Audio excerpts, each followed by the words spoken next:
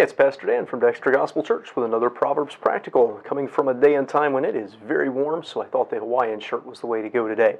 Here in Proverbs 23, the father has started warning his son about two key dangers, temptations that would be especially perilous for a young, wealthy, powerful man. The first one we saw in our last video was women who would turn him away from the right relationship that God had for him. And now we find the second. We're in Proverbs 23, verse 29. He says, "Who has woe? Who has sorrow? Who has contentions? Who has babbling? Who has wounds without cause? Who has redness of eyes?"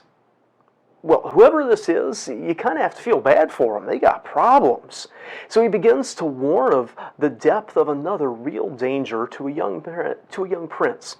This one, the people characterized by this, might think they're morally better than the people who fell to the last danger. They're not committing fornication or adultery. They don't use prostitutes or have relationships with women that aren't their wives. They might think that they've escaped the traps that life has laid for them. But this verse shows that if they fall into this, they've got troubles nonetheless.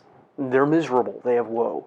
They're sad. They have sorrow. They're in frequent conflict. They have contentions. They say things they shouldn't. They babble. They get silly injuries. They have wounds without cause. Their eyes are bloodshot. Who is afflicted by all these things? What's the next behavior that we should avoid? He says in verse 30, here's the people that are affected by these things. They that tarry long at the wine. They that go to seek mixed wine. So who's he talking about? People that are devoted to alcohol. Wine is one of the two major forms of alcohol you would find in the Old Testament. The other one would be strong drink. The people with the problems that Solomon is warning about tarry long at the wine. It's not that they simply had some with their supper or that they ducked in for a quick drink. It's that they kept on drinking. They went to a party and they just didn't stop drinking. They're at home and they start drinking, but they don't stop. They stay in front of the alcohol, consuming it for a long time. It should be noted that the alcohol they had then didn't have the potency of a lot of what's available to us today. A person today drinking whiskey can get really drunk really fast compared to what it would take someone then working with nothing but wine, since distillation hadn't been invented yet. So somebody that stayed long at the wine, it's talking about someone who got drunk. And then someone that goes and seeks mixed wine. That is, this is something they pursue. They aren't just having alcohol out of necessity because it's the only drink available and you have to drink something to stay alive.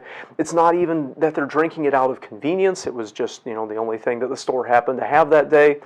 It was something that they desired, something that they longed for, something that they actively pursued. This, by the way, is one reason why I don't drink today. Alcohol just isn't necessary. I can go have a tea or a Coke or good water. We have great water here in the United States, and we don't need that anymore. So someone who drinks it almost has to go to pursue it for its own sake rather than out of necessity or even convenience. And you usually end up paying more for it than you would for anything else that would be healthy to drink. But this person that we're looking at, they go and they seek after it. They feel compelled to use it. In short, they're probably addicted. I think the idea of mixed wine, the word that's used here for mixed wine, it only shows up one other time in the Old Testament, and it seems to have the idea of wine mixed with spices. So this is a luxury. This is not a low-end thing. This is something that would taste unusually good compared to your standard run-of-the-mill beverages. The fact that we're not talking about something intrinsically wrong, but something that's dangerous if wrongly used, I think is highlighted by the fact that the only other time this word for wine appears in the Bible, it's over in Isaiah 65:11, where it's talking about the misuse of the drink offering that God had commanded.